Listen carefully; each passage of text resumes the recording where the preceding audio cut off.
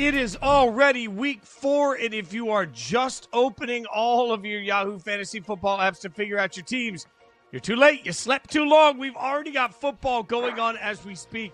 We're going to get you caught up on everything that you need to know for today. The inactives, the actives, to start the sits. It's all coming at you. I got some of the best experts in the world hanging out with me. Matt Harmon hanging out. Chris Allen, Justin Boone. Gentlemen, we got a lot to get into. This is usually where we go straight to inactives, actives. But we've got an active game going on right now we should get everybody caught up on. In Dublin, we've got the Vikings taking on the Steelers. You see the numbers there. It is 14-6. Justin Jefferson, 8 catches, 97 yards. That's good. DK Metcalf said, hold my beer. I shall outdo that. 4 catches for 122 yards and a long touchdown on just a terrible defensive play by the Vikings. I think they were still drinking their Guinness. One of the stories of this one, Matt Harmon, is, look, if we were curious what the offense would look like without J.J. McCarthy, Carson Wentz continues to give us the answer. And it's somewhere just shy of hot garbage. I mean, it's just not good watching this quarterback play right now. No, Carson Wentz looks like Carson Wentz, which is a guy that is, at this point in his career, a journeyman backup.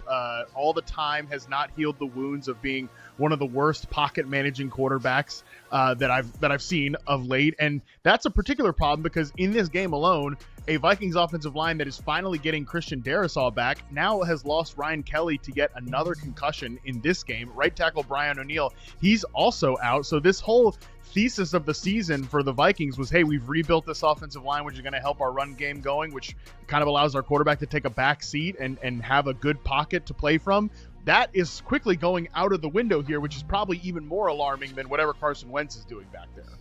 Yeah, it is all. It's interesting to watch, and a reminder that the NFL has made it clear that we're going to get more and more international football. So be sure you're setting your clocks early. Okay, we got 90 minutes. You guys can jump in on the conversation. It's hashtag AskFFL, AskFFL on Twitter X to send your last-minute roster questions in. Plus, you can drop the comments in. I've got the YouTube chat right next to me, so we will continue to keep up with all of the comments. We're 90 minutes from kickoff. Let's take a look at the actives and inactives that you need to know. We'll start with some of the early games. Terry McLaurin, inactive. Ja'Cory Krosky-Merritt, active. Chris Godwin, active. So we'll see what that looks like making his season debut. And Tetairoa McMillan, active. From later in the afternoon, also what you need to know. Some of the names there. Colston Loveland, questionable at this point. Hip, not expected to play. Xavier Worthy is expected to play. We'll see what that means for the Chiefs offense. And Juwan Jennings, also expected to play with yet another backup quarterback. Godwin, I think, is probably the most substantial here. So, Chris, when I say Chris Godwin back to the Bucs, you say? Questionable. I don't want to start him right now. It's just because of how long it's taken in order to see him back there out in the field. And then also, what can we really expect out of him considering the ankle dislocation that we all saw out there on the field last week throughout the middle of the season? So seeing him ease back into this game, how many snaps, how many targets he's actually going to earn this offense that's going to be without Mike Evans. As a fantasy manager, if I have Chris Godwin on my roster, I want to at least watch, see how he operates out there on the field, assuming he gets back to his slot role in the Bucs offense. But then afterwards, let's see how confident we can feel about Godwin as a fantasy asset moving forward. That is what you've got your eye on for Chris Godwin. Let's get to what we've got our eyes on in week 4. What to watch, major storylines we're keeping up with in week 4. We will start with Boone. Boone, good morning, my friend. Are you ready for this? What do we got for us? What is what to watch for you in week 4? I am absolutely ready, and I'm especially ready to see if Caleb Williams and the Bears can do it again. They went up against that bad Cowboys defense, absolutely blew them away. Huge game. Caleb finishes as the QB1 overall in fantasy, but can they follow that up, or was it just a mirage against a bad defense? And they get a pretty good matchup this week. They're on the road. They're in Vegas. That's a city with a lot of distractions, especially for a young team here. And everyone wants to make it always about Caleb. I just did too. But we want to know, can he support a bunch of different fantasy options in this offense? Last week, he did. We had Luther Burden, Roma Dunze, DJ Moore, Cole Kmet all catching touchdowns. So can we see them build off of that? We knew it was going to take a little bit of time with Ben Johnson getting there. Is this the start of this offense becoming something that we're really excited about for fantasy? Well, I would prefer if they waited one more week, my friend. All right, Chris, what do you got? What is your storyline to watch this week? I mean, does anybody feel like blocking at this point? I believe it was Mina Kimes that put out last week that the teams that didn't invest in their offensive lines are really starting to reap the benefits, or I don't know, reap what they sow meme or something along those lines for some of those offenses. Because Fitzy, I mean, you and me, man, we are brothers from another bad blocking mother at this point, because we're rooting for two teams that can't really get any push up front. Right now, Ashton Jeanty, 144 yards on the ground so far through 3 games. Chase Brown, 93 yards throughout also through 3 weeks. David Montgomery, he had 151 yards last week. We can't have this from a fantasy standpoint. Now, for Ashton Jeanty, we should see a bit more, but looking at right now as to how we can, if their offensive lines can protect these guys, get some push, and also seeing from their passing game how limited those have been, hard to project any value from either of those guys or either of those offenses until we see more protection up front. So better days, hopefully there are better days ahead. But my concern is, can we see a bit more out of those offensive lines, specifically for the Raiders and also the Bengals? We are seeing plenty out of the Steelers, by the way. They're now pouring it on. They've just scored a touchdown. That is the second touchdown for Kenneth Gainwell in this game. He gets a rushing touchdown. Steelers up 21-6 in Dublin on the Vikings. We'll keep you updated on the ramifications. All right, my big storyline this week. What are we looking for from the Chargers, from the rushing attack specifically? And look, this is something that Matt Harmon told you week 1. If you were watching the show, you should have listened to him. He said this is no longer a running football team. I'm trying to figure out what to do to make sense of it this week, though. We know that we don't have Najee, which means Amari and Hampton's not going to have the same share in the backfield. That totally makes sense. And they're taking on a Giants defense that can absolutely got. They're 31st in yards, rushing yards per game at 153.3. So while I hear everybody, as we continue to realize that the new sort of identity of the Chargers is what they're capable of doing in the air, and specifically what they're doing with Justin Herbert, I just wonder if this is a get-right game for that rushing attack to finally get on track. Maybe I'm just tempted by the tantalizing numbers of what should be. I think we'll get a real sense in this game of if the Chargers are going to rely on a physical identity at all. We'll go next to Matt Harmon. By the way, Donovan in the chat says that Harmon's doing his best John Wayne. I don't know. It just means that you're a good old cowboy. I don't know, but I think that's a compliment. What do you got, Harmon, as your top storyline week 4? Pilgrim. You know what? I'll take it. I'll take it, Donovan. I appreciate it. Not talking about the Cowboys here. I want to talk about the Atlanta Falcons passing game and what has gone wrong with a unit that we expected to be pretty interesting with Michael Penix under center this season. The problem is that the offense that we saw last year looks nothing like the offense that we've seen through 3 weeks from a structural perspective. Forget about results for a second. This team has only passed 1 time out of for an under center formation. They have a 93% pass rate out of shotgun. They have the 4th lowest play action pass rate in the NFL. They're also playing 12 personnel, so 2 tight ends at the 5th highest rate in the NFL. Last year, they were the most heavy 11 personnel team, which has a rather significant effect on Drake London's role. Last year, Drake London really accessed this new ceiling because he was able to move into the slot. He was targeted heavily when he was going into the slot. This year, those slot reps are down. The slot targets are way down, and it's mostly because all of the things I just said, but also Michael Penix, right now, throwing between the numbers, is 27th out of 33 quarterbacks with 50-plus dropbacks. So something has to change from a structural perspective here for Drake London to hit the rather high expectations I certainly had of him and the fantasy community as a whole had for him. I think it can change, and I do think the Falcons at least know that there has to be some alterations here because they're already in fire assistant coach mode. They're in move the coach down from the booth. So it appears that they know some changes need to happen here. So hopefully this week we start to see some signs of that. Anytime you start seeing things like, we're just going to move the coach location, you're like, yep, we are teetering on the edge of disaster. That'll fix it. It never seems like that works. All right.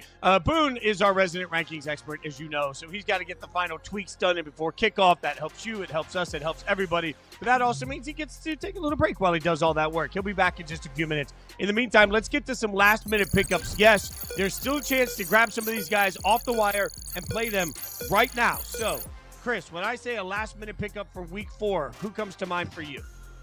The first one has to be Christian Kirk, wide receiver for the Texans. First game back in week 3, 23% target share. And it wasn't just the fact that he was earning work in that Texans offense that we know has had their struggles through 3 weeks, but he was also displacing some of the other receivers that were supposed to be earning some of those slot targets.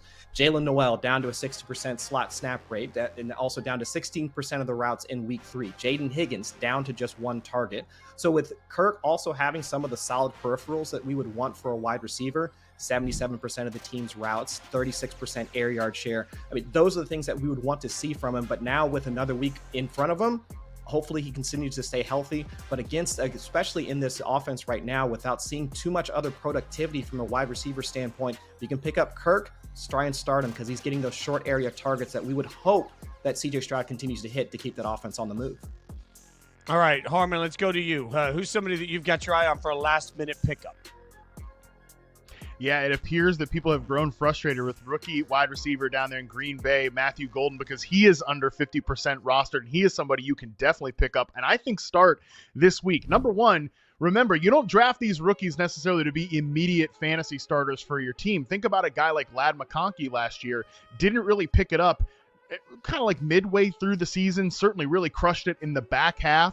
He's a guy that's kind of not a similar prospect to Golden necessarily. I think Ladd McConkey was a better prospect than Matthew Golden, but is a guy that was playing for a run-first team with several other options. Obviously, Ladd's not off to the start we want this year, but last year he ended up being one of the guys you need. I think Golden could follow maybe a similar path here. And if you just look at his route participation, 56.5% in week 1, 67.6% in week 2, jumps up to 83.9% last week. Kind of like this close to a very long touchdown. This week, he gets that Kingmaker Cowboys defense that made Russell Wilson, who got benched this week, look like, 2014, 2015 Russell Wilson. So I think Golden is a guy you could put into your lineup and hope for some more of those big plays to connect. Okay, so Magic K9 has asked us in the chat on that. Should I start Debo or Golden? What do you think, Harmon? Ooh, boy, those are like two very, very... Yeah, that one's tough. Those are two very, very different types. Obviously Matthew Golden's going to get the vertical looks. Deebo Samuel's going to get the stuff shorter to the line of scrimmage. But I think with no Terry McLaurin, I would probably go with Deebo Samuel. And it's just more of like a safer floor play, particularly in this game. All right. Chris, you agree? I see you nodding. You agree? I agree with that one. I would say the only other context that I would take into consideration would be their matchup as of right now. So let's say if everything's all 0-0, 100% agree that would be Debo. But let's say if you were falling behind after Thursday matchup, or even going into or after this matchup right now going on overseas, if you're aiming for upside, I would look at Golden to be that guy to help you hit that ceiling you need. All right, let's get another one here. Much better. Chris, let's get to the next person on your list. The next person on your list for a last-minute pickup is? So the other guy that I would try and look at would be the tight end out of the Chargers. So Aranda Gadsden right now, seeing him actually being used a bit more out of the tight end position right now for the Chargers. Routes, targets up just this past week, and in a matchup that we think that they should be able to at least perform well on offense against the Giants. And so without seeing Will Dissly out there, and we're also looking to see Justin Herbert continue to pass as often as he has so far throughout these first 3 weeks. From a passer over expectation standpoint, the volume should be there. And also we've heard a number of comments from the coaching staff as well, noting that he should continue to be involved. So while he's probably down there on your list from a tight end standpoint, I mean, a lot of folks are probably still somewhat confident about Mark Andrews after he played well in week 3. And also with the matchup for Travis Kelce this week against the Ravens, he should continue to perform well. So there have been some of the veteran tight ends that you would still want to stick into your lineup. But if you are kind of hurting at that position, a guy like Gadsden might be the guy that you'd want to try and take a look at for this for week 4. The chat is blowing up right now. So let's take the opportunity. It is time to check the chat. We'll get some of your questions in that you're asking us right now in the YouTube chat. We'll start with Mike. Mike says start 3 in full PPR. So Harmon, I'll send this to you. Start 3 in full PPR. BTJ, AJ Brown, Pearsall, Pickens, Sutton. Man, what a beautiful group of players there. You would have thought the answer would be automatic, BTJ, AJ Brown. I'm gonna tell you to go back to the well, though. I do think those are the guys that you got to play here. I think at some point, look, the volume is there for BTJ. He's just got to connect on some of these passes. He's got to haul those in. He might actually legitimately be dealing with something with his wrist. That is something that's cropped up over the weekend. Like, there's some real speculation there. I think those two guys are players that should be in your lineup still. You're hoping for those big weeks, and then Ricky Pearsall will be the third guy. I mean, I know Juwan Jennings is back, but and Ricky kind of picked up something during the week, but he seems totally fine. And again, just a guy that's third in the NFL in receiving yards right now. I don't think you're putting that guy on your bench. Chris, we have reached the point in the year where the Harmon fan club is out.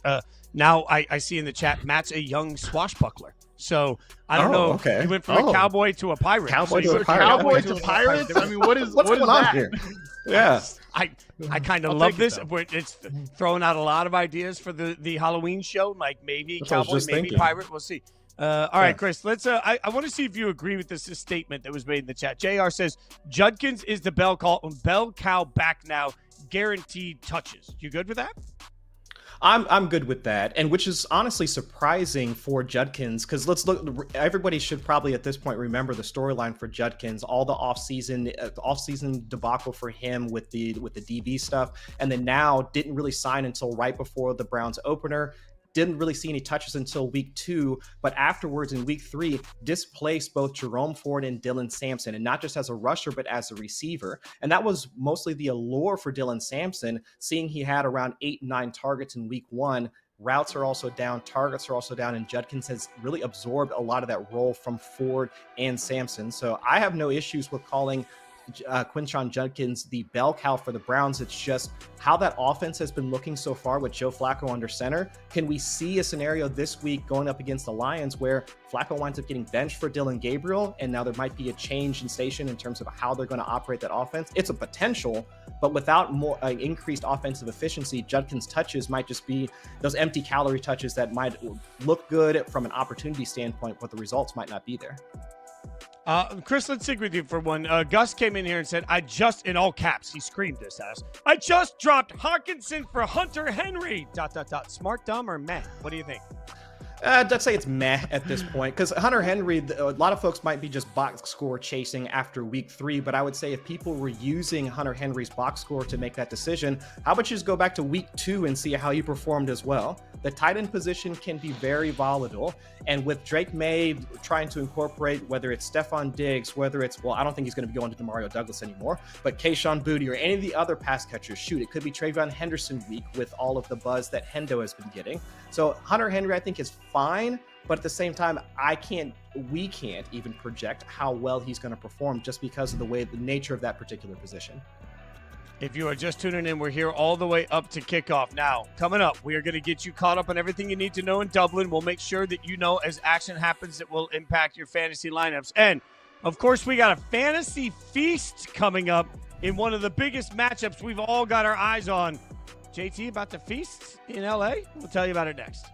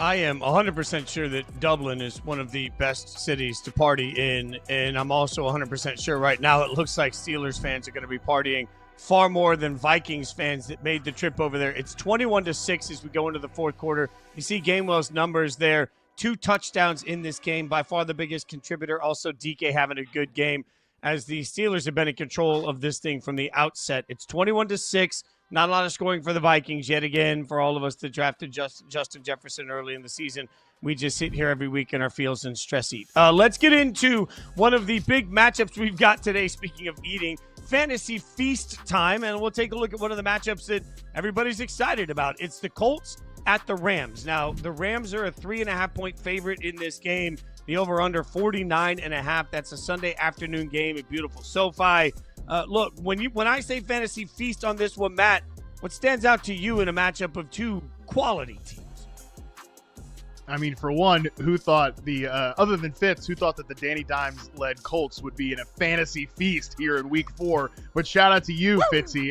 They absolutely deserve to be here. And the biggest beneficiary of this team becoming not just a functional but a dangerous offense with Daniel Jones under center, it's been Jonathan Taylor. And I'm raising my hand. I just don't think we talked about that enough in the offseason.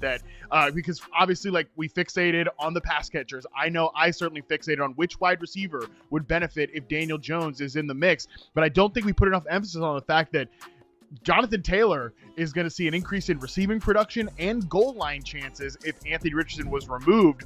And right now, the way he's playing and his usage and just everything about this offense, I think if we redrafted today, Jonathan Taylor should be and would be my first overall pick off the board. Taylor ranks 5th in running back rush percentage of team rush attempts with 81%. And that's even kind of too low because Week 1, they blew out the Dolphins and the backup got in the mix there. So really, it should probably be higher than that. He's one of 3 running backs with 3+ carries at the goal line. Again, I think if we redrafted today, there's Puka Nacua.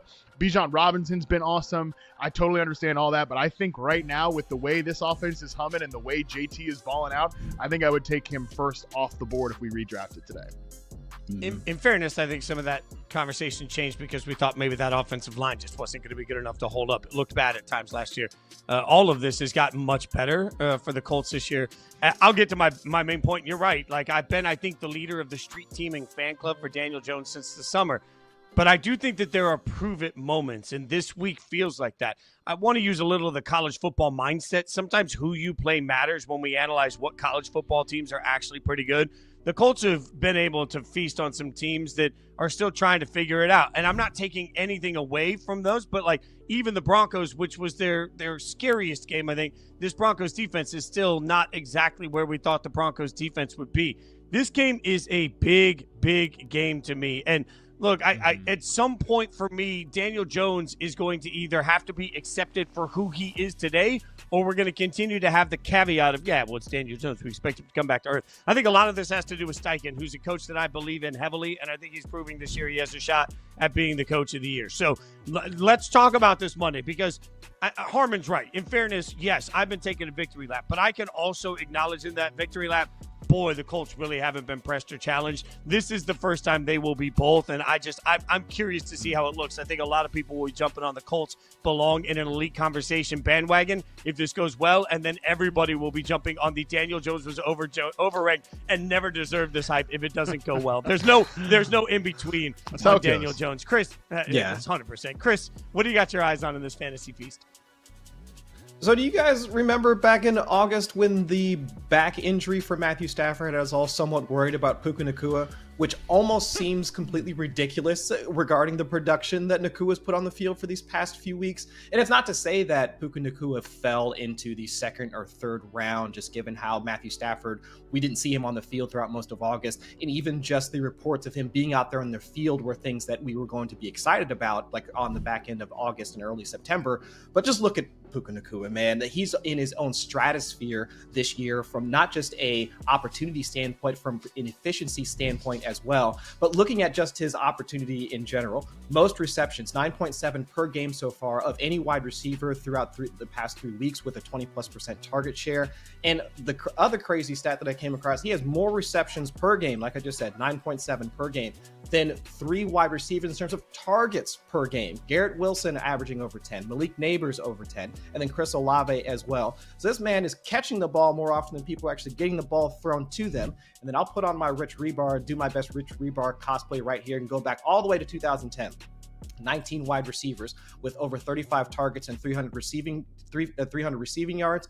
Only one player so far in the past 15 years without a touchdown with that much opportunity, and that is Puka Nacua. That man is still operating as the wide receiver one overall for the league right now. Hadn't even found the end zone yet, at least as a receiver, because he did get that one rushing touchdown. So it's crazy to see how we've come over the past 3 weeks from, should we even be drafting him, where he's currently valued at from an ADP standpoint, to him running roughshod over the rest of his peers without even finding the end zone at this point. It's just Matthew Stafford targeting his guy and Puka Nacua continuing to do his thing out there on the field. So while I'm hoping we're not going to see more blood coming down from his eye at any point throughout the rest of the season, it's still pretty awesome to see a wide receiver like him performing so well. We are all in the content creation business, but the amount of content created this summer about Matt Stafford's back right now feels like it was a ridiculous waste of time, at least so far. We'll see how it plays out. All right, let's give out some grades. And look, it's easy for us to do. I don't think any of us really liked report card day when we were kids, but now we get to give report cards out. That's pretty awesome. So we're going to take some report cards for rookies, and we're going to figure out what grade we give rookies. So, Matt Harmon, I'll start with you and Tet McMillan. What grade are you giving Tetairoa McMillan so far in his rookie season? Yeah, I'm going to give him a B+ here. I think he's been fantastic. I'm trying to be a tough grader here. The only reason it's not an A is, he obviously hasn't had like a massive game. That being said, he's been incredibly productive. Only 11 rookies so far at the wide receiver position have run 40+ routes. McMillan has easily been the most productive from a yards per route run basis, 1.91. 10.6. He's getting a first down on 10.6% of his routes run so far.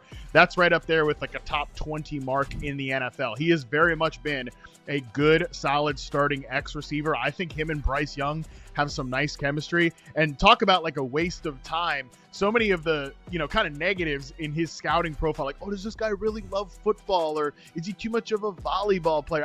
Number one, I don't even know like what that was supposed to mean back then. But he just looks like a guy that everything he did in college. He's a pretty good player against man coverage. He doesn't quite get over the top from a separation standpoint, but who cares? Because you can just pin that ball on him 15, 20 yards down the field on these in-breaking dig routes, and he's been perfect on those so far. So really love what I'm seeing from him, and I think the best is only yet to come from this very, very good rookie wide receiver. All right, let's see if Chris is an equally tough grader. I will give you another wide receiver everybody's in love with, Emeka Egbuka. What do you think on Emeka? I can't be a tough grader on him because he's made things so easy for me right now. The man is producing. I'm giving him an A so far, and it's a mix of both the talent and the situation. There's a scholar that noted over the offseason that Egbuka's strong hands and his ability to shoot up zone coverage, 82nd percentile success rate against zone would be one that we should target. Don't know who that fella is. Might be a good wide receiver prognosticator. Check him out if you happen to come across some of his content. But either way, the talent was there, but then also the situation.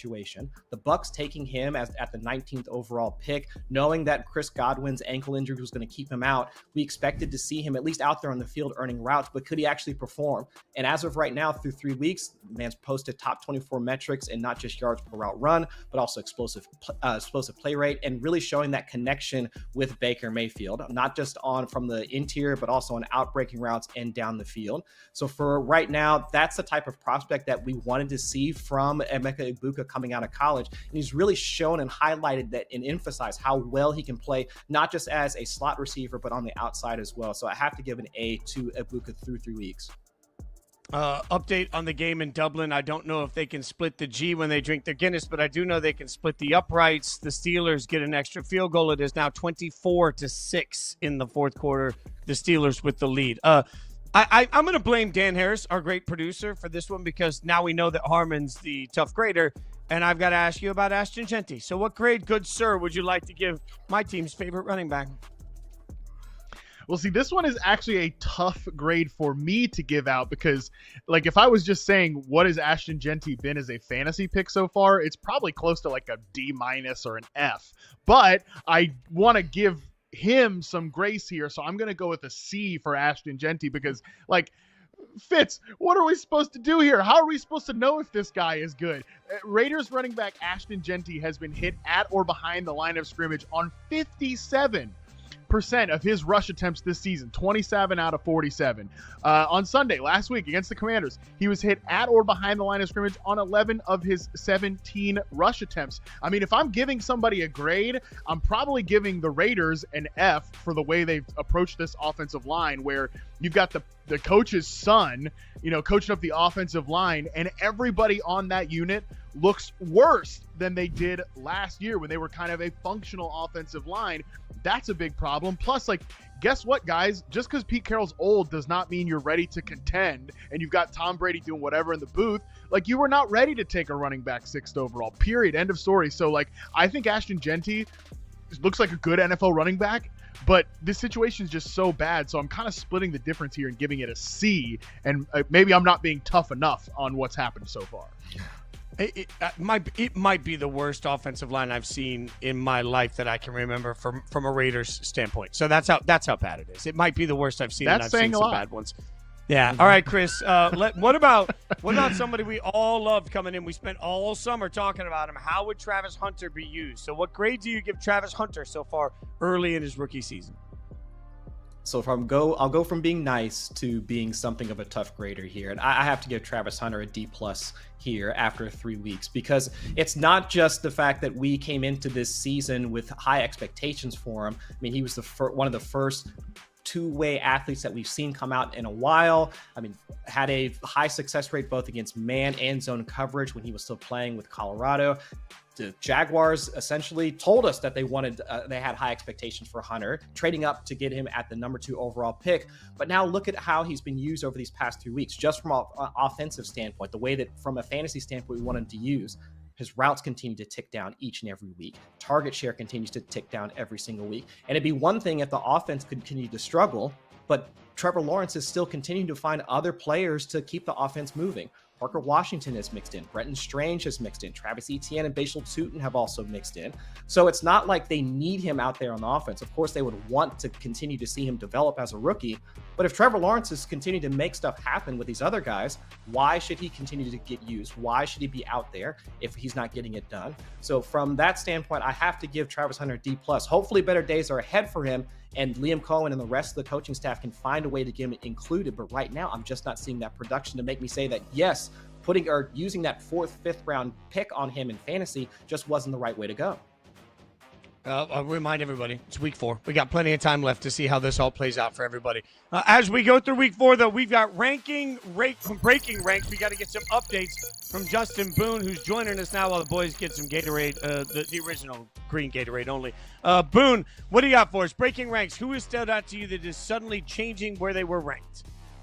All right, well, we finally got some news. Not only that Xavier Worthy is going to play this week, but ESPN's Jeff Darlington this morning saying he's going to play without limitations. Now, I will say I would put a little caveat on that I think there is some risk to a guy who dislocated his shoulder a few weeks ago going back onto a football field when he's a smaller guy. We know a big hit could hurt him again, so there's more risk than usual, but I'm moving him up to wide receiver 30.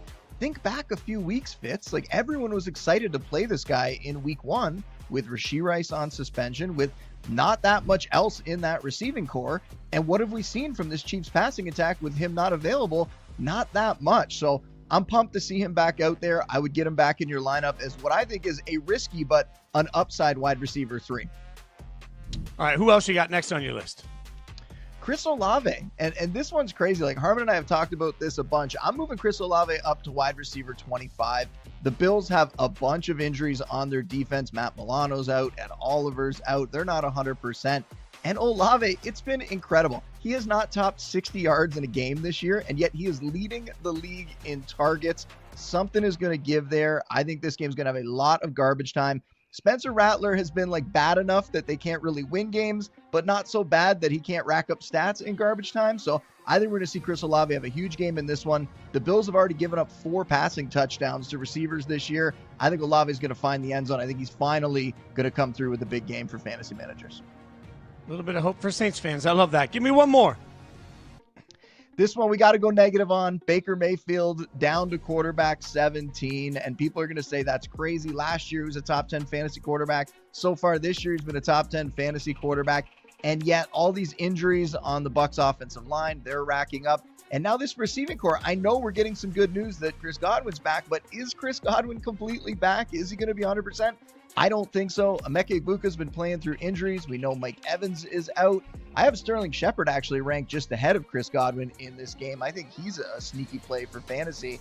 But this all boils down to a game where you're not going to want to play Mayfield. It's a tough matchup with the Eagles. I think you're going to want to sit him here, but it all comes down to your other options. If you can get one of the good streamers this week, go ahead and do that. If not, you might have to throw Mayfield in your lineup. All right, we will continue to get you updated on any changes happening there, but let's bring the boys back in and run some hurry-up offense. You know what we do. We put 25 seconds on the clock. We set up the situation, and the guys answer your all-important questions. The first one comes from Joel saying, Trey Tucker, Jake Ferguson, Keenan Allen, or Tetairoa McMillan for flex in Week 4. What say you, fellas? Make your pick. What do you say, Harmon? I love that Trey Tucker's already got himself a nickname, Trey Tuck. That's not too bad there. I think I'm going to really close between Keenan Allen and Tetairoa McMillan. Ferguson also is in consideration. I think I'm going to slightly lean to Keenan Allen, just better quarterback, better offense. Trey Tucker's a good nickname. We'll keep that. No Tuck rules, though. Jonathan Chang says, Travian Henderson versus Chris Olave versus Quentin Johnston, pick 2. So, Chris, what do you got? Henderson, Olave, Johnston, pick 2. Out of that group, I have to go Chris Olave and Quentin Johnston here. I think we're projecting a bit in terms of how much Henderson is going to be used. We saw the number of comments from Vrabel saying that don't want to punish Ramondre Stevenson. Still going to be a mix of him and also Antonio Gibson out of that backfield. So give me the 2 wide receivers. Love watching this resurgence of Johnston and losing the drop issues. It's great. Andrew next. Can only start 2. Pittman at the Rams. Moore at Vegas. Waddle versus the Jets. Diggs versus Carolina. Can only start 2. So what do you got for us, Boone?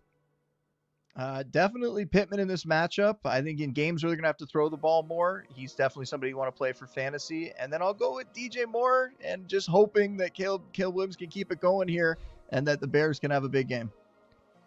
We I mean, guys, we're going to have a conversation about this. I mean, he's playing at the Raiders. Just give me some hope. Give me some hope. There will be no hope, but there will be a great conversation coming up next. It's time for fantasy face-off. So we will break down. Fine, I want some positivity. We'll give you some positivity next. Fantasy face-off with one of the biggest surprises from last week. Trey Tucker had a big old game. That gave me something to cheer for. The question is, how's he compared to other players? We'll break it down next.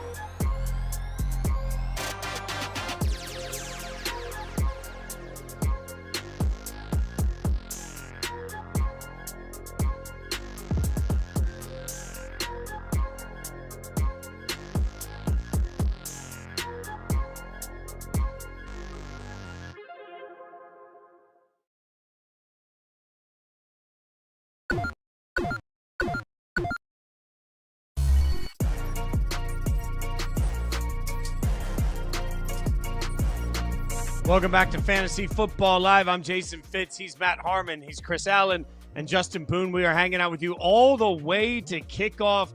We get you all the information you need to know, including an update from Dublin for our international game. Remember, we had the early morning kickoff, and we have a touchdown for the Vikings. Everybody rejoice if you were starting Xavier Scott today, because you just got a touchdown for the Vikings. Keep your hand in the air so we know who the liars are in the room. Congratulations to Xavier, though. His first career touchdown. It's a big moment for him. The Vikings make this thing a little bit closer. We are in the fourth quarter, and we will keep you updated on that game as it unfolds, obviously. So now let's take a look at some of the matchups that we've got. It's time to lock it in. Let's do a matchup-proof player for Week 4 that no matter what, you absolutely believe in that guy to be that guy. Chris Allen, who stands out to you for locking it in? I'm going to lock in Garrett Wilson for this week. 10 targets per game, fourth most of any wide receiver, and it's not just the opportunity, but also where he's being deployed at on the field. 7.8 air yards per target. It's one of his career low for him, but also is being deployed from the slot at a career high rate. 43.5% of his snaps played from the interior. So he's getting those layups targets from whether it's been Justin Fields, Tyrod Taylor. So while we're expecting Fields back in this matchup, going up against the Dolphins, who we've seen other wide receivers that perform in the same areas, Michael Pittman, Khalil Shakir, even Dalton Kincaid working down the seam. And those are the types of wide receivers that Wilson at least compares well against from a route deployment standpoint. So I'd say Garrett Wilson right now for Week 4 should be the guy that has probably one of the better matchups and should be in your lineup for sure. All right, Boone, who you got as somebody that is absolutely locked in for you? I can't believe I'm going to say this, but Cam Scatteraboo against the Chargers. That is a very tough matchup. But remember, last week he had a tough matchup. He went up against the Chiefs, and he still came through, right? 121 yards from scrimmage, found the end zone, 10 carries, 8 targets, played 60% of the snaps. The Tyron Tracy Jr. injury will help him, of course, make sure that he gets that kind of volume. Devin Singletary, a good backup, but I think they realize that Cam Scatteraboo is one of the engines of this offense. It is going to be him. It is going to be Malik Neighbors. Now we have Jackson Dart getting out there under center. That's going to add a new element for defenses to have to react to. I think Cam Scatteraboo, based on this usage, based on the volume he's going to get, has shown he is almost an RB1 for fantasy now, week in and week out. He is matchup proof in this one. Okay, so AG just tweeted us a minute ago, so I'll ask him, Scatteraboo or Trey Tucker in a full-point PPR? Boone, what do you think? I'm going Cam Scatteraboo all the way. Okay. Look at this. I like it. I just like holding everybody's feet to the fire, making sure that we feel it all the way, all the way in our plums. Matt, what do you got for us? What is somebody that you're locking? Who is somebody you're locking in? Yeah, for me, it's Baltimore Ravens wide receiver Zay Flowers, and I know what people are thinking. They're looking at the dud last week from Zay Flowers in the box score. They're looking at some of the Chiefs' metrics against wide receivers. You know, they're like top 10 in terms of a good defense defending against wide receivers from a fantasy standpoint. But I think there's some mirage-ness in those metrics, especially the last 2 weeks. Look, we know that the Eagles, if they can just sit on the ball and not throw it to win a game, they absolutely will do that. So I don't think that's super instructive from them, like shutting down the Eagles wide receivers. And then last week, yeah, Malik Neighbors did get taken out of that game. Number one, Zay Flowers, really good player, but Malik Neighbors, better player. They're not going to necessarily like cover him in the same exact way. Like there are levels to this whole thing. And secondly, I think a lot of that had to do with Russell Wilson and the particular style of offense that he runs, where it's very vertically inclined. Neighbors only lining up on the outside as that like go route player. Zay Flowers moves across the formation. Lamar Jackson actually reads things out. So I don't think Zay is going to get shut out against the Chiefs quite like Malik Neighbors did last week. I know he's always capable of having those floor games, but you live with the floor games in order to get the ceiling, which I do think based on the first 2 weeks is higher this year. All right, it is time for Matt and I to go to the bench and talk to the coaches in the booth. In the meantime, let's get a fantasy face-off. Boone, Chris, take it over, guys. What are you giving us? I love getting the keys here. Now we're at the wheel, Chris. This is like back in the day when you used to come on my old show all the time, right? Exactly. I know. It's just you like and the me, Paul man. Rudd meme, right? Look at us. Who would have thought? Right. Anyway, look at us. We got some serious business to take care of here. We got to look at some fantasy face-off. Trey Tuck, I guess we're calling him now. He's been somebody that's come up on the show a bunch of times. One of the top pickups this week, of course. Actually posted the best fantasy day by a receiver last week. Just a huge game. But let's see if we're going to play him over some of the other guys in a similar range, at least in my rankings and the consensus rankings as well. So what do you think here? Trey Tucker versus Darnell Mooney, who got off to a slow start with the injury this season, but now he's back. I'll give the edge to Trey Tucker in this matchup, and it's more for the type of quarterback play that we should expect out of Geno Smith versus Michael Penix. Harmon and I talked about how, just how rattled or different Michael Penix just seemed in that what we thought was going to be a cake matchup against the Carolina Panthers. But to Mooney's credit, his first game back, 26% target share, it's 35+% air yards in both games, since missing week 1, and it does have a pretty solid matchup. The Washington Commanders, 7th most points allowed to wide receivers. So where Mooney plays out on the field, I would give him the nod. But just for our concerns about Michael Penix in that passing game, I think Trey Tucker might be the better option out of those two just for week 4. Yeah, the funny wrinkle there is that Mooney's going against the defense that Tucker went off against last week. But I'm with you. I'm going with Tucker here as well. This one is pretty close, though, almost like a coin flip for me. But I'm going with Tucker. He's playing a ton. He's out there on over 90% of the snaps right now. He's getting all kinds of volume. This is not just like a one-off performance. He is going to have some big games. He's had big games in 2 of his 3 so far. So I really like him there. What about a guy, a household name, but maybe not quite a household name for much longer based on the way he's been playing this year? Stephon Diggs against Trey Tucker. So I don't want to enrage our own Matt Harmon here, because I know he's a fan favorite of the fellow Terps there, but with Stephon Diggs. But where's the ceiling for Diggs at this point? His routes have been on the decline each week, down to a 9% target share in week 3. And we were talking earlier about how productive Hunter Henry has been. So where can we really see him get to the same ceiling that we've seen from Trey Tucker? So I'd have to give it to Tucker here, which is unfortunate just how often we've gone to relying on a receiver like Stephon Diggs, but at this point, it has to be Trey Tucker if you're trying to rely on either of those two for fantasy production. Yeah, if you look past the name, you nailed it, right? Like I just said, Trey Tucker's playing over 90% of the snaps. Stephon Diggs playing about 50% of the snaps right now. This is not the Stephon Diggs of old. This is a different player, and this is not somebody that you want in your fantasy lineup. How about Trey Tucker versus Hollywood Brown? I'm curious what you're going to say about this one. No, I can't do it. I'm not doing it again. I tried the 3 weeks straight in order to make this happen. No, I'm not doing it 3 weeks in a row, guys. That's not gonna be the banana in the tailpipe for me this time. I have to go Trey Tucker. Hollywood Brown has been manhandled out there by opposing defenders for the past couple of weeks. That 40% target share from week 1 down to 18% in week 3. Tyquan Thornton's rolling. Xavier Worthy is back. Travis Kelce, we'll see what he can do against this Ravens defense and what should be a back and forth matchup. I have to give to Tucker at this point. There's just no way for me to continue doing it and bang my head up against the wall on it. I have to go Tucker. Yeah, he had his chance, Brown did, and he just did not come through, other than that one game where he was fed volume in the first game, and it was just a shock, I think, for the defense. And since then, when he's had the opportunity, he didn't give us a thing. So yeah, I'm with you here. I know there's a narrative, little revenge game against the Ravens maybe, but no way. I'm going Tucker here all the way. All right. Let's bring Fitz and Harmon back here for a little make your pick. Gentlemen, the floor is yours. Man, I don't know. I feel like I don't really need to be here. You guys just handled that perfectly. I'm gonna go eat some wings and get ready for some football. No, I'm not. I'm gonna hang out with Harmon. Okay, Harmon. Let's make some picks. We'll see what everybody wants out here. The real Francis is the first question up. # make your pick. I need one running back, one flex, one PPR. Dobbins, Swift, Jennings, ETN, Shakir. What do you got? Yeah, I think ETN's the guy that stands out the most to me here for all of the, kind of complaining about the Jaguars passing offense. Their rushing game and the offensive line is playing really well. So I think you continue to roll with Travis Etienne as a guy that you're playing every single week.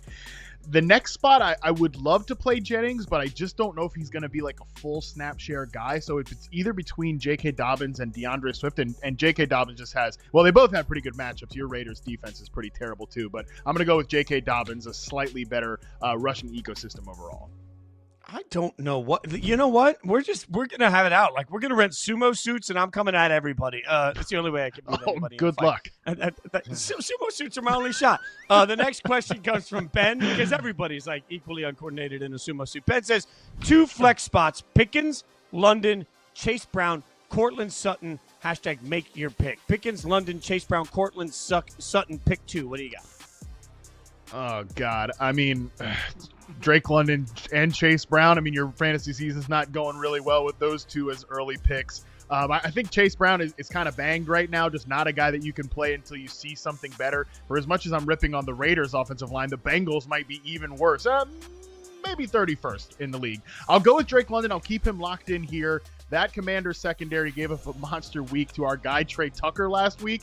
That is a unit you can exploit. I do expect London to bounce back in this game.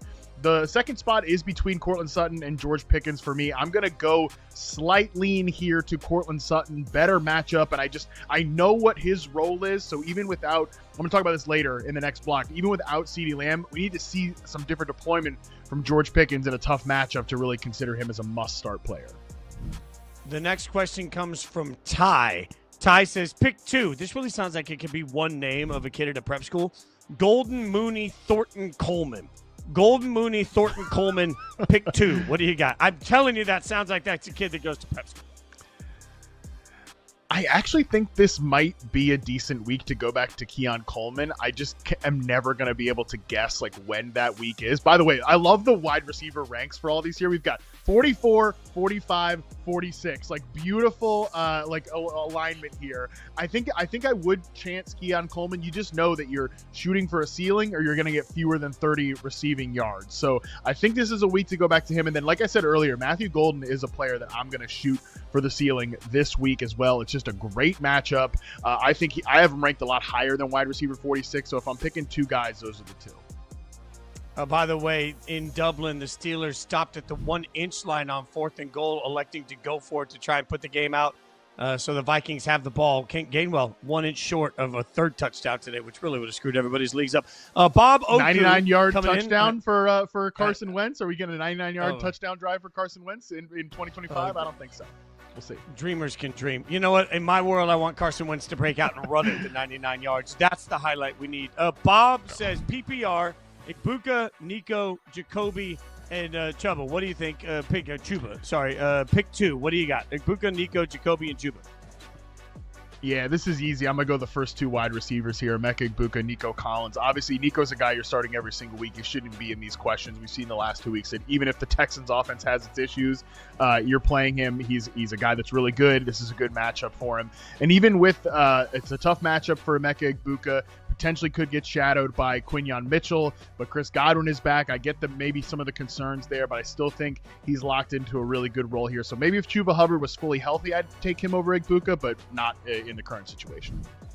All right, we've got a ton left to get to over the course of this show because we're here all the way up until kickoff. So coming up, we'll get you an update from Dublin. Real opportunity for the Vikings to get 99 more yards for Justin Jefferson. We'll see if that happens. Plus, is it next man up in Dallas? Can they just try and find some offense without CD? We'll figure out what to make of Sunday Night Football for your fantasy teams coming up next.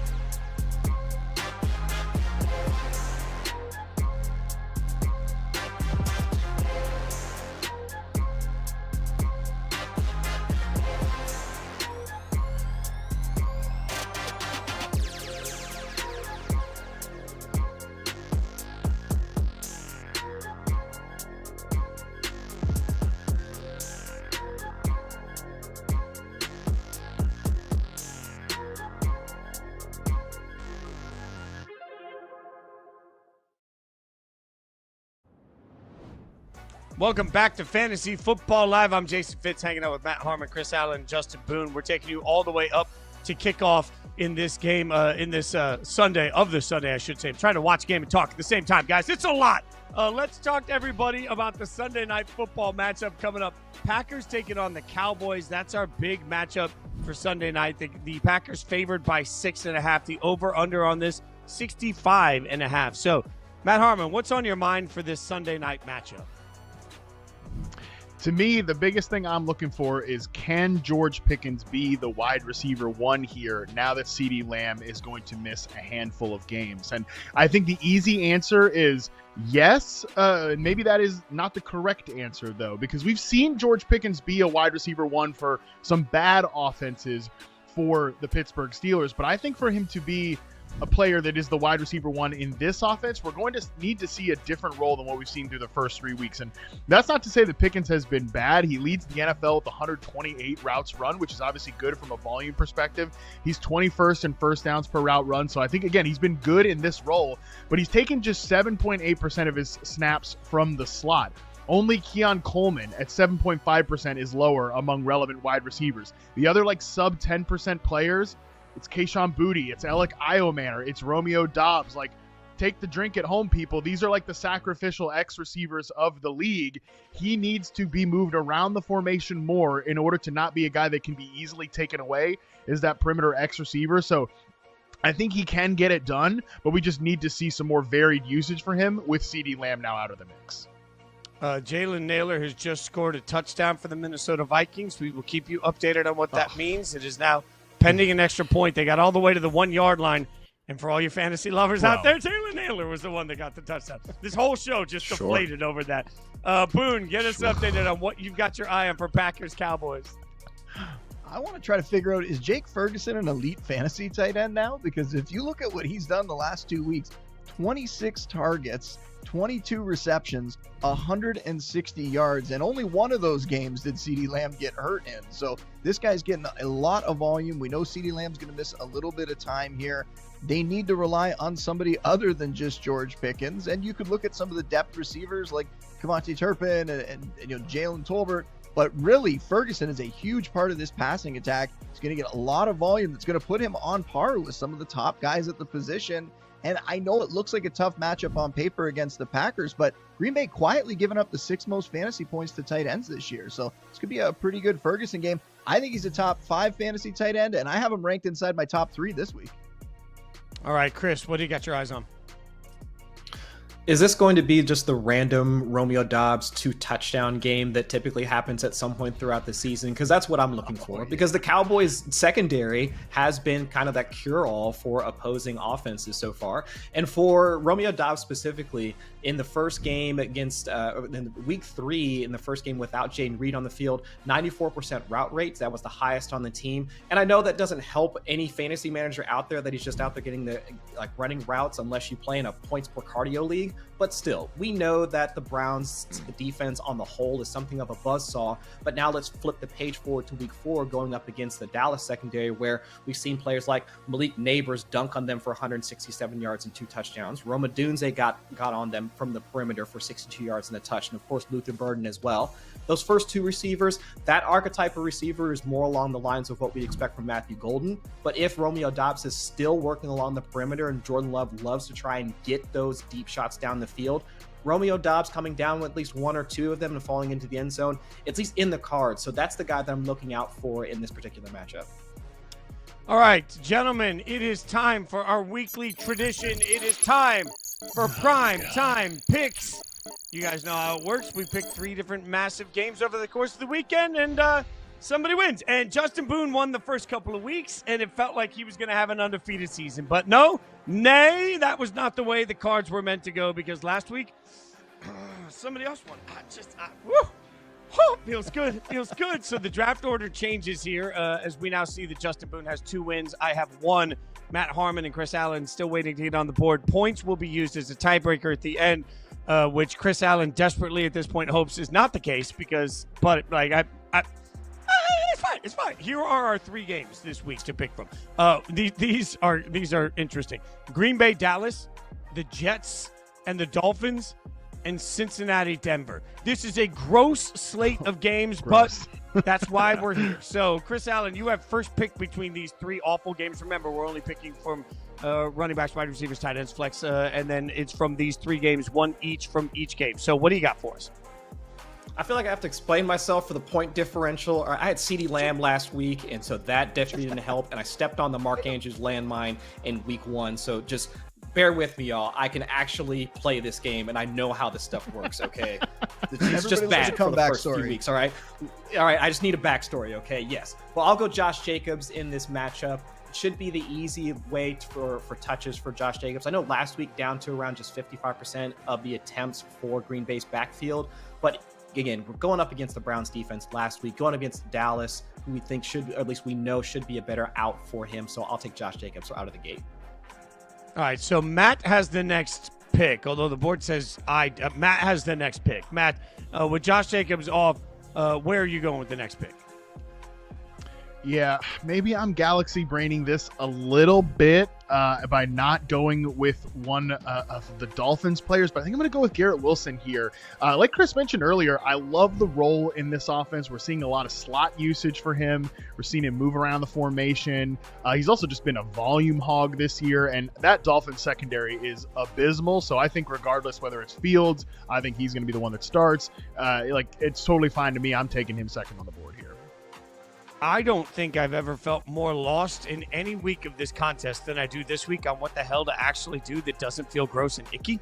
And so out of fear that there's just nothing going to be left in the Jets-Dolphins game, it's just going to take Tyreek Hill and pray.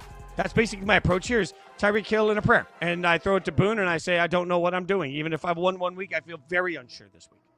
Well, I will thank you for the gift you just gave me in Devon Achane. I'm going to take Devon Achane to finish off the first round here. 18 targets already on the season, 15 over the last 2 weeks. I don't care if Ollie Gordon's getting involved a little bit. Achane is still getting his volume on that bad team. And hey, the last time he played the Jets, he went over 120 yards from scrimmage. So I'll go with him, and then I'll wrap it around. I'll take J.K. Dobbins. J.K. Dobbins, RB10 in fantasy points per game on the season. He's been incredibly consistent. RB13, RB15, RB12. This is another ideal game. Going against the Bengals defense, it's the second easiest matchup for fantasy running back. So J.K. Dobbins is going to go off on Monday night. Again, I cower in fear, and I just keep thinking about what Chris Allen said last week. When are we going to put some respect on Javonte Williams' name? So I'm going to put the respect now, and I'm going to throw it in there and say, let's hope. I'm living on a prayer here. I've been, king of the Pickens fan club, but I don't like that move into the one receiver spot. So I take Javonte, and I just hope. Matt, it is up to you. Yeah, I'm going to take a guy who was first overall in most fantasy drafts, if not all fantasy drafts, and that is Jamar Chase. I realized that Jake Browning was terrible last week, but the week before, when he got in the game, he peppered Jamar Chase with targets. So I'm hoping that he moves around the formation in this matchup. T. Higgins ends up in coverage with Pat Surtain over there, and Jamar Chase just kind of scams me some production here for this contest. All right, Chris, that means you're up. All right, so I got back-to-back picks here. I'll take Breece Hall in the Monday night matchup against the Dolphins. Dolphins right now, top 10 in fantasy points allowed to the running back position. So I'll take the easy layup here. If I couldn't get Garrett, I'll take the other guy that's going to at least get some touches in that backfield. Okay, and that means you're up again, right? So where are you next? I'll take Cortland Sutton here, the wide receiver going up against my Bengals defense. Even though Cam Taylor-Britt should be good to go in this matchup for the Bengals secondary, still, how many points? It doesn't matter how many points they're allowing because we know that Cortland Sutton should be getting a lot of those targets anyway, especially also with Marvin Mims popping up on the injury report yesterday with the hip injury, if I'm remembering correctly. Should see a few more targets falling his way from Bo Nix, so I'll take the production from Cortland Sutton here. Matt, you are back on the clock. What do you got for us? I'm going to ignore everything I said in the previous segment. I'm going to take George Pickens here and say that, yeah, he could definitely be the wide receiver one for this team. I mean, come on. Who cares? Packers defense. He's not playing the slot. Don't listen to what that idiot said in the last segment. It's definitely going to happen for Pickens this week. All right. I'm back up. And, when I was a kid, I was a fat kid that played the violin. So you always knew in elementary school when you walked in and you were waiting for dodgeball, like when it was time for you to get picked and the captain was just like, I'll take him. That's how I am right now. Is I say, I'll take Troy Franklin. That's fine. He's there. He's available. I'll just throw him on this thing and then just see how it goes. That's where I am at this point. Rousing endorsement. I don't know. Yeah, Yes. Isn't it though? I don't feel great about this one. So, if this wins for me, then the football gods have obviously shined on me. Boone, what do you got? It's all right, Fitz. I mean, we're picking late in the round here because we've won and the other guys have not. So we'll look at it as an honor, even though I don't really like making this pick either. There's a few ways I could go. I mean, I think this is going to be a Matthew Golden breakout game. I love Tucker Kraft, and yet I think I'm going to play it safe and go with Jake Ferguson, who I talked about in the previous segment. I'm going to take the guaranteed volume, or at least what I believe to be guaranteed volume, and go with Jake Ferguson and hope for those garbage time points, those sweet, sweet garbage time points. It has taken us a month to get to useless primetime games already. All right, we'll tell you how we did. That's the one thing that I am 100% sure of. Let's bring everybody together for some hurry-up offense. 25 seconds goes on the clock. We'll get a bunch of your questions answered that you brought in. The first one comes from Esteban Moro, which is just a cool name. It says, long-term, which two players do you project to be more valuable? Harvey, Marks, Worthy, Addison. I'm in a league where nobody likes to trade, and with bye weeks coming, I may need to drop one or two of these players. What do you think, Harmon? Yeah, I still think that RJ Harvey is going to have some value throughout the course of the season. He's not somebody that I want to drop. I'd like to hang on to him through this kind of gauntlet here, and then I would probably give the nod to Worthy over Addison as the second player there. All right, the next question comes from Big Meat. That's just the way you have to say that. Start or sit? Chris Olave versus the Bills, or Chase Brown versus the Broncos, full PPR. What do you think, Chris? I have to go with Olave here versus Chase Brown, just as we were talking in the intro segment, just how poor the Bengals blocking has been for Chase Brown up front. And with Chris Olave being more of a PPR scam than anything else, if you can take advantage of that scoring system for how much has been peppered so far from Spencer Rattler, I'd say Olave. All right, and ASAP, which is, I don't know, just a command or a name, either way it works, says Trey Tucker, Jake Ferguson, or Mark Andrews. What do you think, Boone? Oh, good Lord. I hate to just keep going back to the same guy, but I'm going to take Jake Ferguson here. If you want to shoot for the ceiling, the guy with the absolute biggest ceiling here is definitely Trey Tucker. But the safe play, like I just did in primetime picks, is taking the player that's had 26 targets over the last 2 weeks. That's Jake Ferguson. All right, we're going to get a YouTube question here. Michael H. on YouTube, so I'll bring this to Harmon. Says Drake May, Bo Nix, or Brock Purdy. Also, I could stack Ingram with Nix or Purdy with Pearsall, full PPR. Don't galaxy brain yourself on the stacking situation. This is not some best ball tournament. I'm going with Drake May here on this one. Brock Purdy would be my second choice, and I obviously really like Brock Purdy, but at the same time, this is a Panthers defense that you can get from the Patriots offensive perspective, so I'm going to go with Drake May on that one. I need your Twitter X byline to be don't galaxy brain yourself with this. It's not a best ball situation. That's beautiful. Lurch on YouTube says 1 running back, 2 wide receivers, 1 flex. Hampton, Scatabo, Odunze, Jacoby Myers, Jamar Chase, Drake London. I keep rotating it. That's a lot of names, Chris. So 1 running back, 2 wide receivers, 1 flex. Hampton, Scatabo, Odunze, Jacoby Myers, Jamar Chase, Drake London. All right, so out of the running backs, Hampton is the one that sticks out to me just from his usage so far. I know that Boone was talking earlier about Scatteraboo, but I have to go with Hampton here going against the Giants run defense. Out of those wide receivers, Odunze and Chase are probably the guys that I would take. Okay, we went over on the time on that, but it's a little like Price is Right, or not Price is Right. What is it? Family Feud. Yeah, when Steve Harvey doesn't ask the question right, I'll take the blame for it. That delay of game is on me. The Vikings have the ball at the 20-yard line, driving to try and figure out if they can send this game to overtime. We will keep you updated as the game continues. But coming up, we will get you a little bit of stock watch. Who's rising? Who's falling? What does it mean? We'll tell you next on FFL.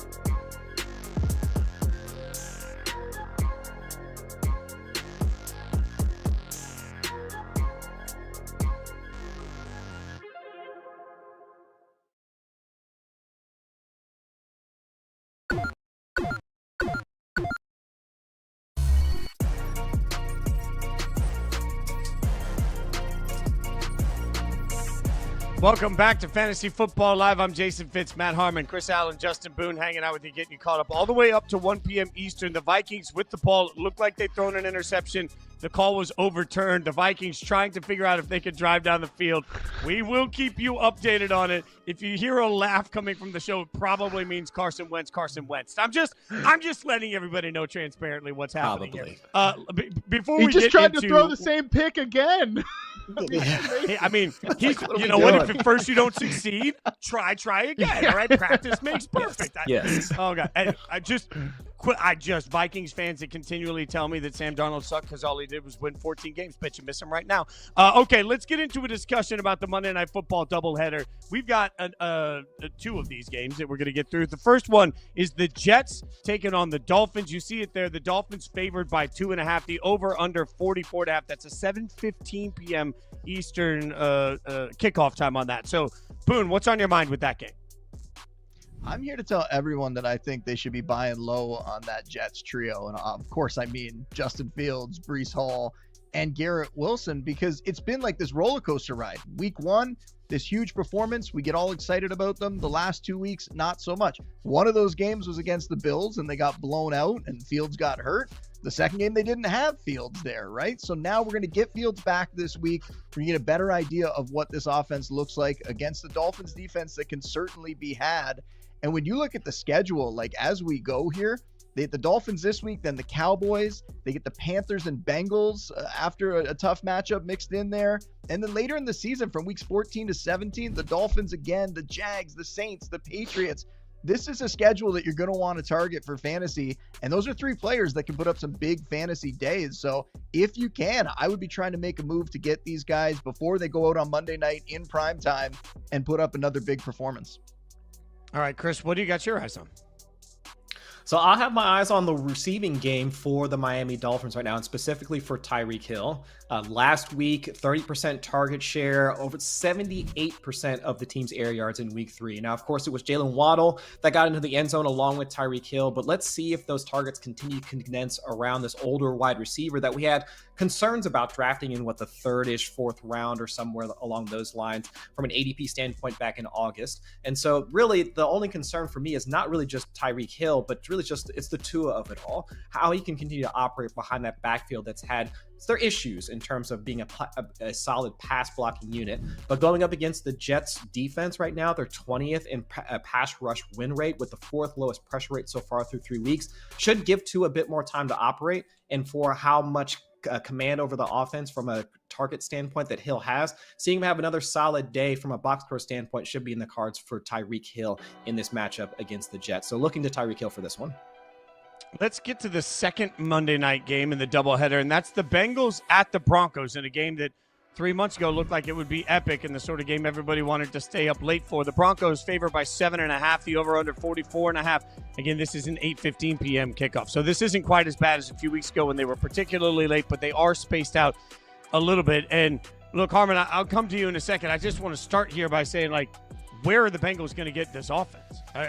It wasn't that long ago the Bengals fans were convinced that Jake Browning was going to be just fine. And you watch against that Jags team, and it was okay. But let's be real. Jake Browning is obviously not Joe Burrow. And I'm not sure Jake Browning is even just mid. If he was just okay, you could turn around and say, hey, the weapons will be fine. I don't know how right now with the clean conscience you can play absolutely anybody in this Bengals offense, because we have no proof of concept they're going to be able to do anything with this quarterback, given the way the offense is built. So, Harmon, I just don't feel comfortable with any of the Bengals' offensive opportunities until we see competent quarterback play sustained over the course of 2 or 3 weeks. I don't know that Browning can give them that. What do you got your eyes on in this one? I'm with you on that, buddy. I'm definitely skeptical there, but that's not the only concerning quarterback situation we have in this game. I think it's kind of gone a little bit under the radar because the Broncos haven't been in a total tailspin or anything, but Bo Nix's second season is off to a terrible start. 33 quarterbacks have taken 50-plus dropbacks this year. Bo Nix ranks 33rd in success rate. Now, obviously, that's not just a Bo Nix stat, but that's the worst of the 33. Despite taking the third lowest sack rate and having the third lowest pressure percentage, only your boy Jake Browning, who you just talked about, has a lower passer rating when pressured this year. Bo Nix has been very sensitive to pressure, despite the fact that he plays behind a great offensive line. And even though the Broncos kind of talked about maybe getting more pass catchers activated beyond just Courtland Sutton, this is very much just a training wheels offense. I mean, based on, like, Sean Payton can say he has all the faith in the world in Bo Nix, but based on the way he calls the game, he doesn't treat Bo Nix like a guy that he has full and complete faith in. This is a deep shot offense or a check down offense and nothing really in the middle, and you just can't play offense like that in today's NFL. So we got to see some more from Bo Nix, because this has been a pretty disturbing start so far for a guy that people drafted as a top 10 fantasy quarterback, and we're pretty intrigued by some of the other receiving weapons in this offense. Now, there's going to be a case study done at some point about the narratives we had about that quarterback class last year versus this year, because some of them are changing quickly across the board. Looks like we've got the final outcome coming now in Dublin. Somehow, some way, Carson Wentz delay a game on a 4th and 13 turns into 4th of 18, and it didn't even seem to be aware of the play clock. Long ball down the middle, gets batted down. There was just not much there that was going to happen. The Vikings got the ball with the opportunity to do something with it. They did nothing. So this game will come to an end. The Steelers are going to get the 24-21 win, and the Vikings are just going to, like, the amount of times that they sort of Undertaker just sat up and they're like, we're not dead yet. It's dead now. The game is over. 24-21 looks at that'll be your final score. Pittsburgh taking a knee right now. Justin Jefferson, 10 catches, 126 yards. You see Gainwell with a big day on the ground and in the air. 2 touchdowns on that too. So if you played Gainwell, congratulations. You can put your feet up and have a drink this afternoon. It looks like your fantasy team is doing pretty darn well. Matt, Boone, why don't you guys take this over? Give us some fantasy stock watch, I should say, on who you've got your eyes on. Yeah, let's see who's trending up, who's trending down here after 3 weeks of action. Justin Boone, give me a player who is trending up or down here for you. Well, we talked about the rookie running backs. We kind of revisited them this week on the fantasy forecast. And I think the guy who has a chance to either blow up or completely crumble stock-wise this week is Travion Henderson on the Patriots. We saw all the fumbles, right? Ramondre Stevenson, we saw Antonio Gibson. They're trying to give him this job. Is he going to be able to take it? And you mentioned before that there's been some rookie mistakes that he's made, and that maybe equates to a little less playing time early. The coaches aren't exactly happy with him so far. But can he come out in this game and capitalize on more opportunities? And will the coaching staff give him those opportunities? I think they will. I have him ranked as the highest of this group this week, but he's still just an RB3 right now for fantasy. All the talent in the world, but we need him to get the opportunity. We need him to do something with it. No question about that. We got to see something here from the rookie running back, and this looks like a pretty decent week to do that. A guy I'd like to see something from, and a player, like, if we're just being honest right now, has definitely trended down from where he was drafted. That is Chargers wide receiver Ladd McConkey, and this is not a Ladd McConkey problem, and really for the Chargers, it's not even a problem at all, because they've got 2 other guys who are playing extremely good football right now. Keenan Allen has slid into an awesome possession receiver role. Quentin Johnston is taking that 3rd-year leap to being a legit starting receiver. And you got to love it. Again, if you're a Chargers fan, if you're Justin Herbert, if you're Jim Harbaugh, Greg Roman, you got to love that you've got these other options here. But for Ladd McConkey fantasy managers, it's just going to not – I don't think he's going to be a total bust this year, but he might go down as a small loss player in drafts, which you can live with. That's fine. It's just going to have to be more of like we've got to chase the ceilings. You might have a little bit of a lower weekly floor. I will say, though, my prediction, though, is that this is the Ladd McConkey week. I think it happens this week for Ladd McConkey. Going against a very man coverage heavy New York Giants defense, Ladd McConkey is still, without question, their best man coverage receiver. Ladd's going to have bigger weeks. Not going to be, again, a total bust, just someone that's trended down. My prediction is that this is one of those weeks here where he gets going. So, Boone, give me another player who's trending up or down for you. I'm going to go with his teammate, Amarian Hampton. Amarian Hampton right now is on the rise, and it's not just the Najee Harris injury. It's that he is a highly drafted player. He's a talented back, and now he has no competition in that backfield. Hassan Haskins, Kamani Vidal, these guys are not threats to him at all. He is going to get a ton of volume. We saw it last week, 80% of the snaps, 129 scrimmage yards, and a touchdown. I think he's going to go out and have a big game as well. I'm with you on the Ladd McConkey thing. I think Hampton's going to find the end zone. And I think right now, Hampton has vaulted past Ashton Jeanty as the most valuable fantasy rookie running back. Not to just continue to drive the dagger into Fitz's heart, but Jeanty has fallen down a step. And Hampton, if he has another big game here, and you talk about that volume, we could be talking about him as like a top 5, a top 7 kind of running back the rest of the season. No question. I love that call. Okay, for my last player, and this is somebody that is trending up, and if I could just be honest with you guys out there, I'm not 100% serious, but I'm not 0% serious when I say that the only thing I care about this season is that Rome Odunze is breaking out, okay? This guy is awesome. He is trending up right now. 12th among wide receivers in team target share, 28.4%. He's being targeted just under 13.4 air yards per target. That's real deal wide receiver 1 type stuff. He is clearly, not just from a volume perspective, which obviously you see from the stats I just read out there, but even when you watch this team play right now, you watch him back on film, he's the guy that moves around the formation. He's the guy who's being set up on these in-breaking routes, like the true number 1 wide receiver in this offense, the alpha guy in Ben Johnson's system on those digs, the posts, the deep overs, things of that nature.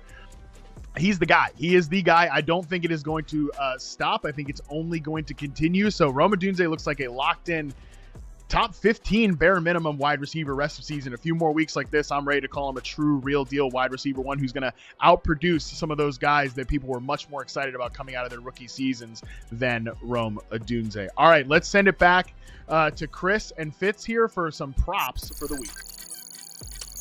All right, this is where we bring in the noise, bring in the funk, and most importantly, bring in the props. Some props that we like that are out there. Chris, what's on your mind first as a prop you enjoy? So I'll go to that same game that Boone and Harmon were just talking about, the Chargers and Giants. I'll look at Quentin Johnson from his receiving yards. And while I agree with Matt Harmon about seeing Ladd McConkey get rolling, there could be a couple of deep shots to Quentin Johnston to get him over 60 receiving yards is what I'm looking at. Because looking at how Johnson has been used so far, he's actually been tied for the team lead in targets when Justin Herbert is under pressure. And we know that the Giants pass rush has been pretty solid so far through 3 weeks. And also Mekhi Becton is supposed to be out in this particular game. So a few more opportunities for Justin Herbert to be put under duress. And of course, we know he likes to also try and throw those haymakers once he gets out there and tries to do that scramble drill and take his shots downfield. And that goes to Quentin Johnston. So looking at that one as my first prop, Quentin Johnston over 60 receiving yards. Okay, I'll give you one that I have my money on today, and this is where Justin Boone and I disagree from earlier today because he was downgrading Baker Mayfield. I'm not, and I understand that there's a lot that's difficult about this matchup. I don't really care. I think sometimes things don't make sense, so I actually took the more aggressive here play on over passing yards at 250.5. That's plus 167 where I got it. So big money on that, big chances on that, I should say. But it comes from some of what we saw last year. 347 yards, 2 touchdowns last year when these two teams faced each other. That's what Baker did. Now, you could argue that this team is less healthy than it was last year, but I would argue that the Eagles secondary was better last year than it is this year. There's an opportunity for Baker, especially if he can break contain. I think they are going to get after him with the issues that the Bucs have on the offensive line. But if Baker breaks contain, what we've seen is that he and Emeka Egbuka do have a very special downfield connection when that happens. He seems to be able to track his quarterback. I think there's big yardage opportunities. Remember, for all the injuries and all the weirdness of the Buccaneers offense this year, right now it is 5th in EPA per play this year. It's 13th in the league in most points, even when it shouldn't be. So I think they'll move the ball against a secondary, particularly a second corner that can get got. I should learn how to talk. So I think there's an opportunity for Baker there to get over 250.5. Going aggressive on that with big yards. Chris, give me one more. All right, we'll go to the game we talked about earlier, the Packers versus the Cowboys. And I'm with Matt Harmon on this one regarding Matthew Golden and how much he's going to be used. I'll say Matthew Golden over 3.5 receptions. I got him at plus 131 for me. And looking at his route rate up to 84% in week 3 and also seeing his target share tick up week in and week out. I think it was a couple of comments that Golden was making specifically about him wanting to have that breakout game.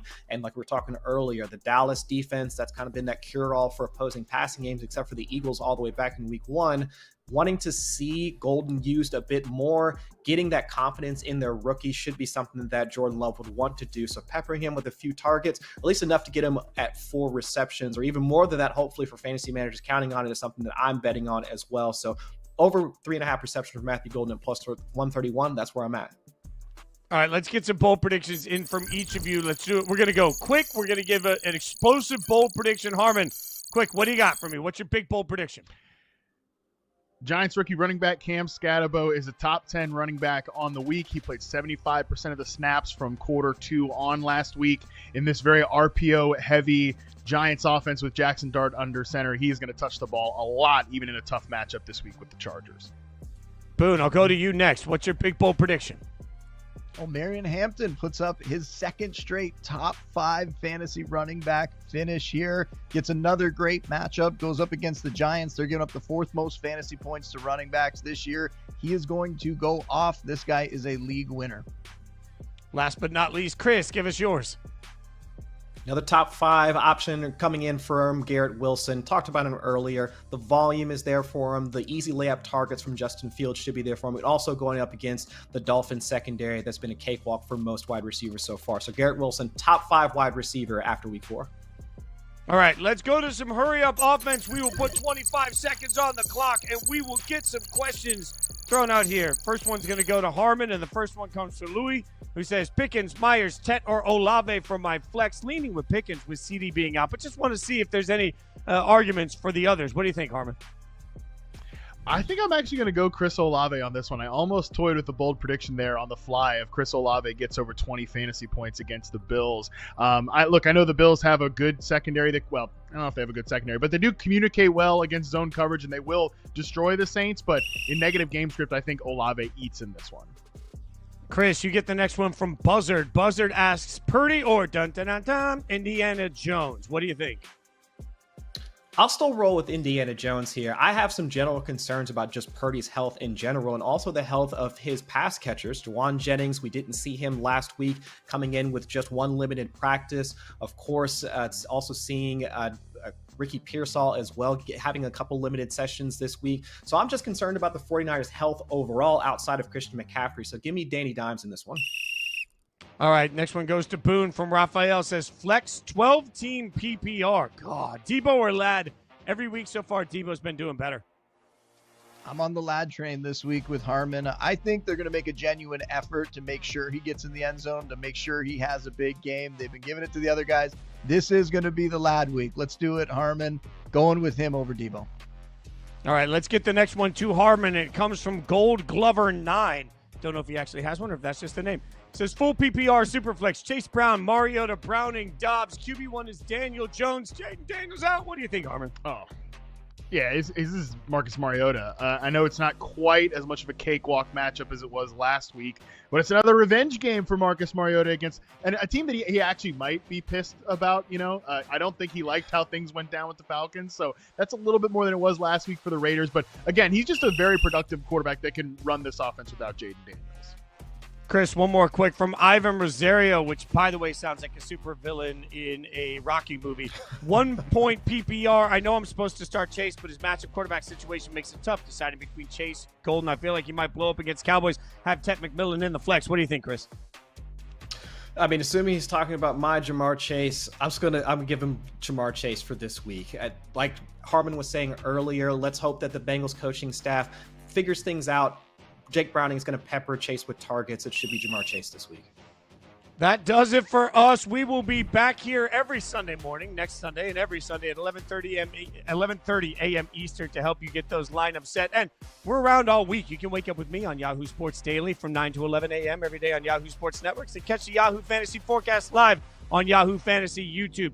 Make sure you're hanging out with us all week long. We've got great information coming for you. Good luck in your matchups. May everybody win and only your enemies lose. See you next week.